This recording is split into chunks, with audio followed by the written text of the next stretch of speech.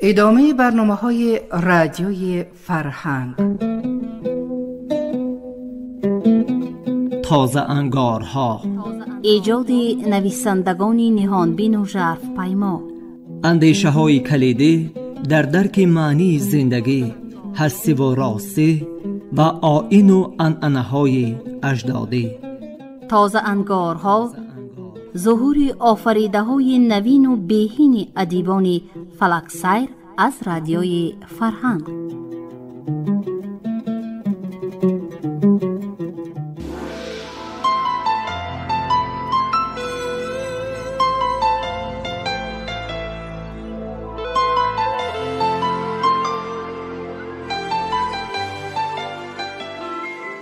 السلام علیکم شنوندگان عزیز.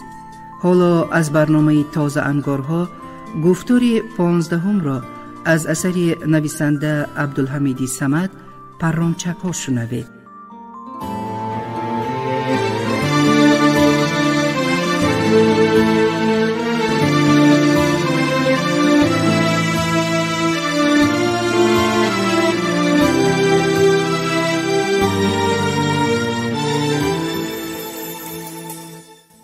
همون بگاه باز نسیم و رحمتشاه و مرا به شعبه میلیسه جیغ زدند و یک بخچه سر و لباس غجیم را نزد نسیم پرتافتند و تبسم کنان لباس ها را تگرو کرد. اول پیجه کشیم، سپس پالتو و کرته هایش را یک تا گرفته دورتر ماند. همه شمین؟ حیرت آمیز پرسید مفتش که از لباسهای نیم داشت و آب شسته چشم نمی کند. ها، شرمگینانه پیشی را زد نسیم و تبسم کرد. لباسهای کرایی هم نی.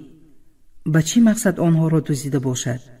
خیال آمیز پرسید مفتش و سیگاریت در گران. این را دوست می داند. کتف در هم کشیده گفت رحمتشاه و کنجکاوی کرد. دوز را هم یافتید؟ یافتیم. کجا می گریزد؟ 2-3 بار دود کشیده غرغر کرد مفتش و قدم زنان گفت مشتاق دیدارش باشد حاضر می آرندش. شاید آشنا یا شناس هستید. او به جایش نشست و تگمه را پخش کرد و به واسطه بلندگویک به نوبتدار امر داد که محبوس ایساقوف را نزدش بیارند. نفسها به درون زد. خاموشی به میان آمد. خاموشی وزنین. دل من نسیم و رحمتشاه را نمی دانم. در قفس سینه مثل گنجش بچه پرپرک می زد. آخر بار اول در میلیسه خانه به دوست روبرو می شوم. کی باشد؟ ناگاه در گشاده شد. اول کله لایس تراشیده، سپس روی پرموی و پیکری کوتاه شناسی مثل آن که به گردنش زنجیر بسته کشاله می کرده باشند دست به پشت ناچار به خانه وارد شد. کرخ شدم. در روبرویم شناسی دیرینه پکنه سرخم می ایستاد و از تگ ابروانش گاه نگاهی سرد و کینورش را کچ کچ به ما می افکند. در این نگاه شرم و اقرار گناه نی بلکه سنگدلی احساس می شد. مفتش میلیسه جوان را رخصتی رفتن داد و معنیدارانه به نسیم نگریسته پرسید خوش، او را شناختی؟ ها، آهسته جواب داد نسیم و تبسم کرد. 1-2 مرتبه به خیالم در خوابگاه دیده بودم. مهمان بود، لیکن هیچ گمان نداشتم که از دستش دزدی هم می آید. اکنون مهمان ماست. با کراهت پیچینگ زد مفتش و زهرخنده در لبانش نقش بست. مار را بیرونش علایو آدم درونش گفتند. او برگشته با نفرت به قعر چشمانی پکنه نگریست. انا همین خیل با جوره هایت یک شناس می شوی. ابله حبیس، نعره رحمتشاه آواز مفتش را یک بار پخش کرد. او چنگ زده لباسهای غیجیم نسیم را برداشت و بر روی پکنه کوفت: افلاس، ناآدم، مردار. ملیسی جوان شتابان به حجره در آمد. مفتش و نسیم رحمتشاه را آرام کردند. پیکر او درق درق می لرزید. رویش مثل زبانه آتش سبز شده بود. او نگاهی خشمبارش را از پکنه نکنده می غورید. مونید، ادبش را دهم. حرامی، چیزی دیگر نیافتی که لباسهای کهنه را دزدیدی؟ بس. پس میز گذشته خطاب کرد مفتش: یک بار خروس جنگره شدی کو؟ رحمتشاه مگر اکنون به خود آمد که گناهکارانه سر خم کرد و عذر پرسید. ملیسی جوان رموزگرانه از در بیرون شد. ادب این اوباش کوریزه را قانون می دهد. با ملایمت گفت مفتش و خسته حالانه نفس کشیده افسود: این بدبخت تنها نیست، آشناها هم کاسه ها دارد. باری گناه اینها را شطور برداشته نمی تواند. در بم به جای کار راهزنی و آدم کشی، در تاشکند غارتگری، اینجا خس دزدی. باز برویش از پوستک نقاب کشیده است که نشناسند. پس از اندک خاموشی مفتش من و رحمتشاه را جواب داد. نسیم برای زبان خط نوشتن ایستاد. خیریت به دست افتاده است. در بیرون گفت رحمتشاه که هنوز هم به خود نآمده بود. گفته انده؟ آفرین. دلم سبک شد. بابای زنبور هم خرسند می شود.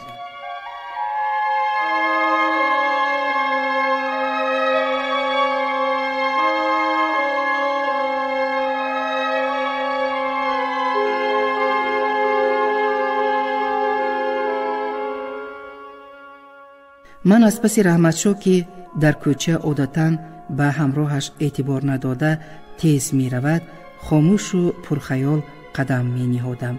از چی باشد سرم غواص می زد و دلم بی حضور می شد. واقعاً مبادا نگاهم به یگان چیزی مردار افتد به این حالت ناپاک مبتلا می شوم. الحال پیش نظرم در جایهای دور سیمای رحیم بیک و قیس، پکنه و نوریک مثل شبه پیدا و ناپدید می شدند. سیرگاه آنها اکثرا اطراف بازار بود. آنجا شناسهایشان را می یافتند و ساعتهای دراز در قوه سنج زوری بازو می آزمودند. توک توک توک توک. چقدر گوشخراش و غش آور است این صدا، اما به دل این طایفه ها هیچگاه نمی زند. در یاوان و راغون 10 کارخانه های شهر قوه کاری لازم. زور باشی در کار توانیت را نشانده نانی حلال یاب. بابای زنبور میگوید که اگر من کلان شهر می بودم، اول در کوچه ها دانک آفتاب پرست فروختن و شکستن، بعد تقدق قوه سنج را من می کردم. یکی کوچه ها را افلاس می کند، دیگری گوش مردم را می خراشد، به عصب ها می رسد. جوری رحیم بیک بود. آواز رحمتشاه رشته خیالم را برید. به این خیل آدم های بیخاصیت و سگ های دیدو آشنایی کردن برابر. من دم نزدم. نفسی آسوده کشیده به آسمانی بیکنار ولی غبار آلود شهر نظر افکندم.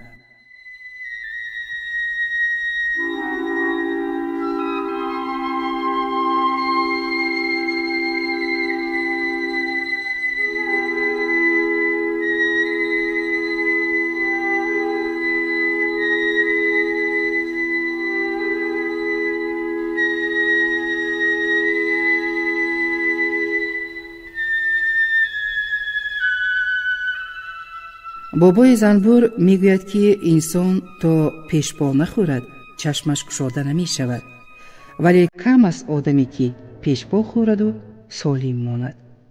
قیس پیش پا خورد از پای چپش محروم شد.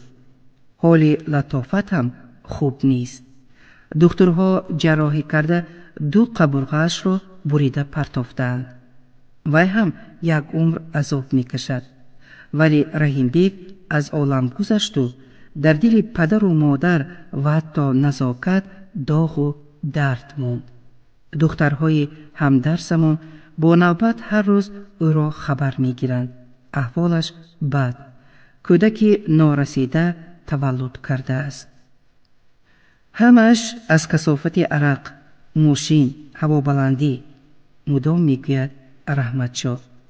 هوش و یاد رحمتی تنها با ماشین و سر و لباس و مگنیتوفون بند بود. با آدم‌های کوچگی میگشت.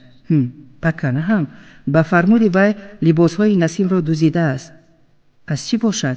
رحمتشاه یک بار خشمگین شد. اگر قانون به اختیار من می بود، اول پدری قیس، بعد خودش، سپس لطافت و دوگانه‌اش را جزا می دادم. معلم ها هم گناهکارند. همشهر دیکن سرداری گروه گفته تنابش را نکشیدند. اکنون بعد آن که آب از سر گذشت مجلس آراسته و ما را تاکید دوغ و پوپیسه کردن چی سود؟ نسیم در این خصوص لب نمی کشاید. وی گویا چیزی را گم کرده باشد دائما خیالی می گردد. سهراب به او اشاره کنان می گوید که این پسری رئیس از کوچه آدمگری نگذشته است، سنگدل است. وگرنه چرا لطافت و قیس را باری خبر نمی گیرد؟ برای سرلباس کونه‌اش یک جوانمرد را به سود داد، بدنام کرد.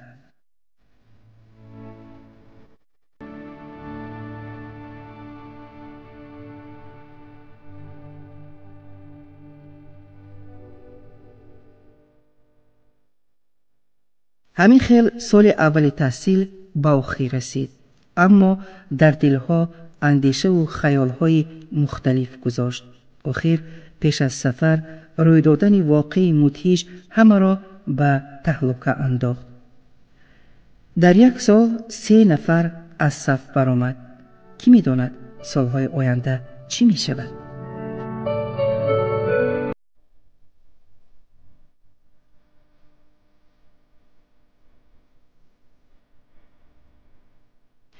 یک روز پیش از سفر خانه عمکم رفتم که خیر و خوش کنم و کتاب و دفتر و لباسهایم را آنجا گذارم. نسیم را هم دعوت کردم. راضی شد، بلکه شاد گشت. کیها باز دیه نرفتم، گفت و تبسم کنان. بوی خواب، خار و خس دیه از همه چیز نغز. تو در عمرت علف درویده ای؟ پادبانی کرده ای؟ کودکوار شاد گشته پرسید او. ها، لیکن وقتی گرما علف دروی و پادبانی بسیار کاری مشکل است. از تفس هوا، خاک و چنگ حلق آدم تراشه بر این خوش شده جان بلب می آید، گفتم من و یک باره پرسیدم چرا تو دیه نمی روی؟ پایم نمی کشد، جواب داد نسیم و برای من نگریسته معنی دارانه خندید. من خود را اندکی گم کرده رنجش آمیز گفتم چی به می خندی؟ به گپ بی منطق خودم آشنا؟ کشاده دلانه گفت او. هم دیه را یاد می کنی و هم پایت نمی کشد که روی. خیر، مگر این عجیب نیست؟ من دم به درون زدم ولی خیالم با سوی پدری نسیم پرواز کرد. رئیس خودخواه، متکبر، سنگدل بوده است، گفتم در دل. پدری موسفید من 2 بار آمده خبر گرفته توانست و باز ماشینی خدمت رسان دارد، سروری یک کلخوز. از افتش وی تنها منصب و کارهای خواجگی را فکر می کند. پروای فرزند ندارد. کی می داند شاید از این مغنبیر هم گناه عظیمی گذشته باشد، یا فرزند هم بسیار شود خار می شده است. بر احتمال سیر نهان است.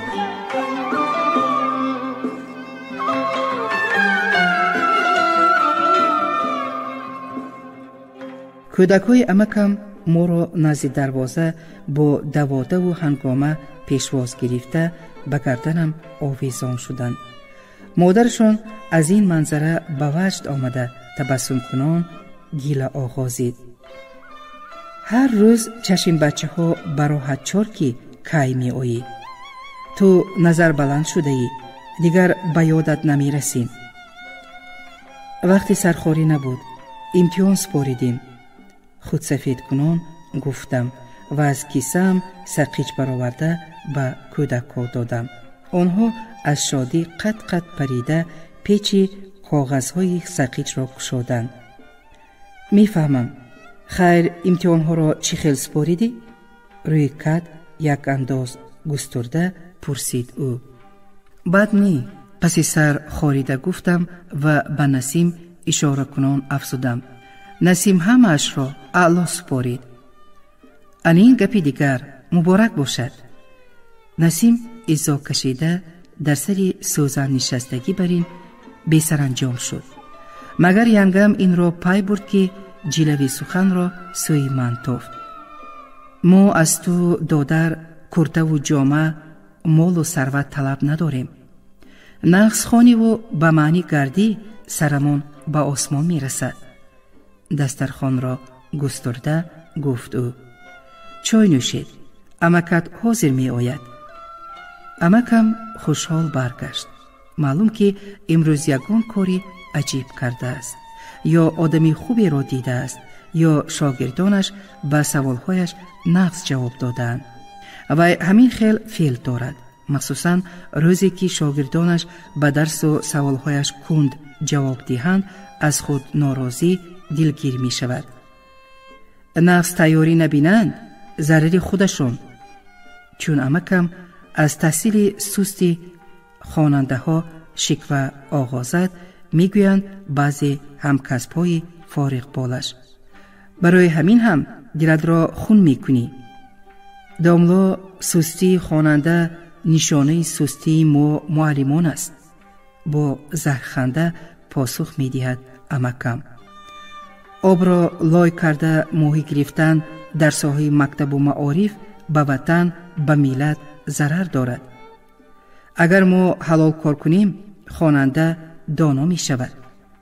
خیر کی پیش راحت را گرفته است؟ پیچینگ‌آمیز می پرسند آنها و می خندند. زیرا امکم از این گپ دمی ملزم می ماند. اما در آن حالت هم نگاه تیز و ریشخند او به دل و جگری آنها مثل خنجر می خلد. حالا امکم نهایت شاد می نمود. این حالت او مگر زوجه‌اش را به حیرت گذاشت که شوخی آمیز پرسید. استا را یافتی؟ نی. امکم خوشحالانه به ما واخوری کرد و باز لقمه پرتافت. مولا نعیم روی خانه را چی خیلی یافتی؟ یا این مهمان تو را آورد؟ من فرصتی لبکشایی نیافتم زیرا زوجه‌اش در حال بی دماغ غرغر کرد. همین خیل خرسند به حولی در آمدی که گمان کردم استا را همراهت آورده ای. یک کار به ثبوت رسانیده نمی توانی؟ از نوسیبیرسک برقیه گرفتم. لبی کد امانت نشسته نفسش را راست کرد امکم. انا بگیر خودت خون. او کاغذ پاره را به همسرش داد و آوازش سرشار افتخار برآمد. نظام رساله دکتری حمایه کرده است. نخواد.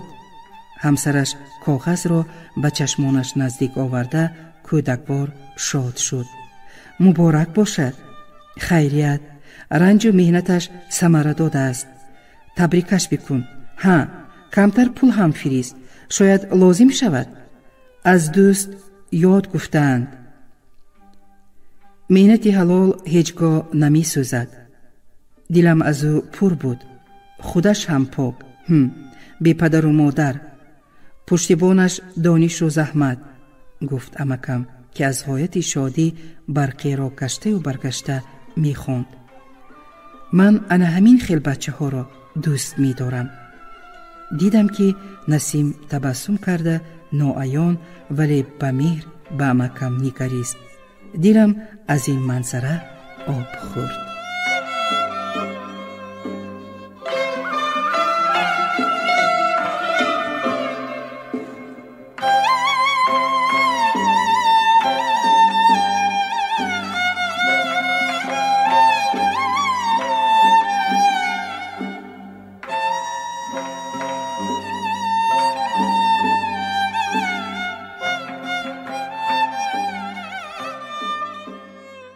بابای زنبور معطل گسیلاندن ما بوده است. او با عصایش تکیه کنان در حولی خوابگاه ما را پیشواز گرفت و با کلوار و جامدانهایمان معنیدارانه نگریست. نسیم سر و گردن سیمک را که 2 قدم دورتر از موی سفید ایستاده دم میلی کند و چشمان خسته و پراندوهش را از ما نمی کند سیله کنان گفت: خیر بابا، از آنجا برایت چی بیارم؟ تنی صحت خودت را بیار پسر. اندیشمند گفت موی سفید: همین برای من بس. پسر رئیس آواز سهراب سخن بابای زنبور را برید: سیمک را همراهت بگیر، آنجا بی سگ زیق می شوی. تبسمی درد آمیز گرد لبان نسیم پیچید و دمی پیشانیش را پلماسیده سپس کلوار به پشت پرتافت و چیزی گفتنی بود که آواز لرزان به غضب مایل بابای زنبور به گوش رسید: از همراه بی‌معنی سگ وفادار به پسر.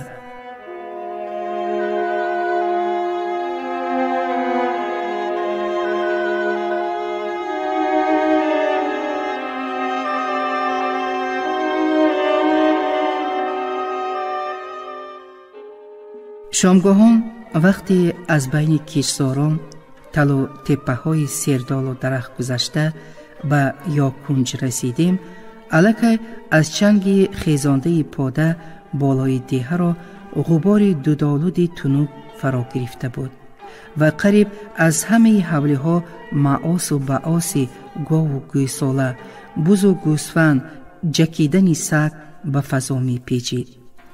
این هنگامه نسبت به آوازهای یک رنگ نقلات شهر به گوش فارم و پرنوازش می رسید. گویا در دامان زرحلی شفق سرسری یاله پایین دیه سواره اسب را محمی زده، هیاهوی کنان 4 جوانه را پیش انداز کرده پایین می خنباند. صدای سمهای اسب او در دیه غلغله انداخته شهامت شامگاهان را می افزود. در پیراهای کجمکج و باریک کوهدامن که در متاع سیاه فام شام مثل رشته سفیدتاب سرازیر افتاده ارنگ به چشم می رسید، سرابی زن نمایان بود. او از گوش گوساله داشته سرنشیب می آمد.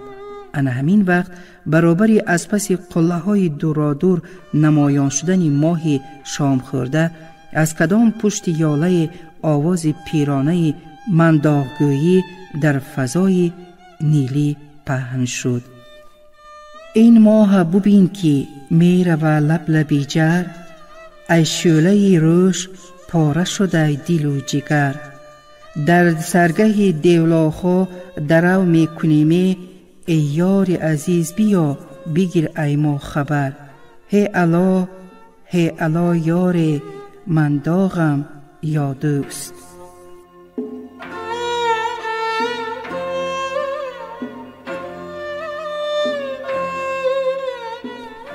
و به این آوازهای شیردار و خواب آور مردانه و زنانه دسته منداغگوی ها بدتر تنها الله مادر جور گشت. دیه را خاموشی خیال آور فرا گرفت و در کلبه ها که در دامان تپه بالای هم قامت افراختند یگان یگان چراغ‌ها فروزان گشتند. ما گلخن افروخته روی شاه صوفه تگی چنار سیرشاخ و بر رختی خواب گستردیم. همه خسته بودند و روی بستر یازیده به گنبز نیلی آسمان که ستاره ها یگان یگان به دامان آن گل می پرتافتند خیال آمیز می نگریستند. نسیم ناعیان برخسته سوی تپه بالای دیه روان شد. صدای زیر پایش چرس چرس شکستن کوه و خسی خشک تا از چشم نهان شدن سرابش به گوش رسید. کجا رفت، کی آمد نمیدانم.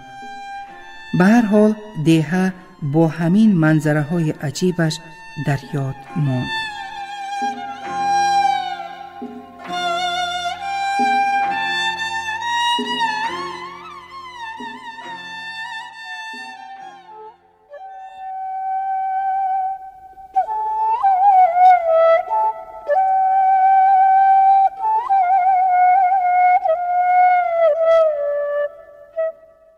سحر با رنگی دیگر آغاز یافت. از بین فریادهای گوناگون آوازی گوشخراش شاید غریوی راهبری بود. همه را از خواب شیرین بیدار کرد.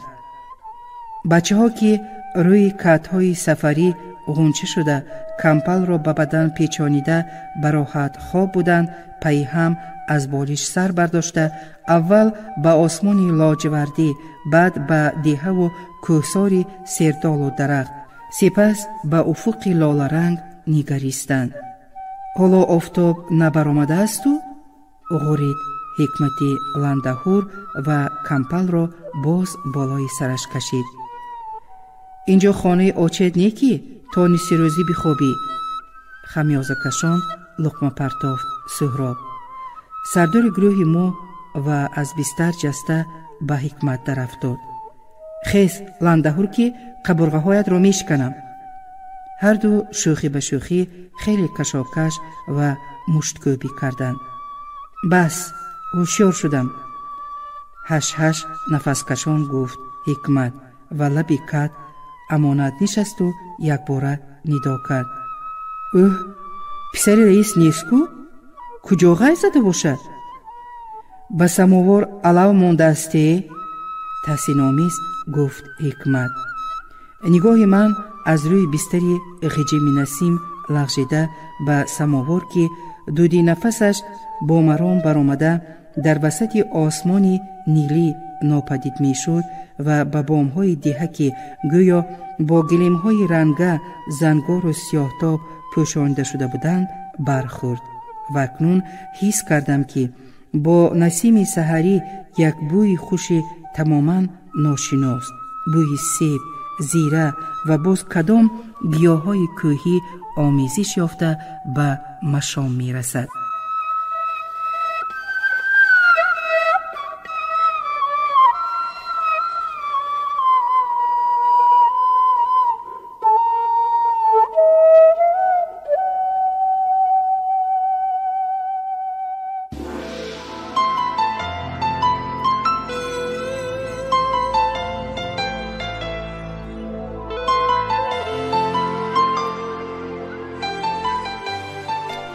شما از برنامه تازه انگارها گفتار 15 را از اثر نویسنده عبدالحمید صمد پرانچک ها شنیدید. برنامه را اینها آماده نمودند: راوی قطبی اکرامی، کارگردان برنای نظام، صدا بردار امام علی زیایف. تنصیحات و خانه آباد باشید.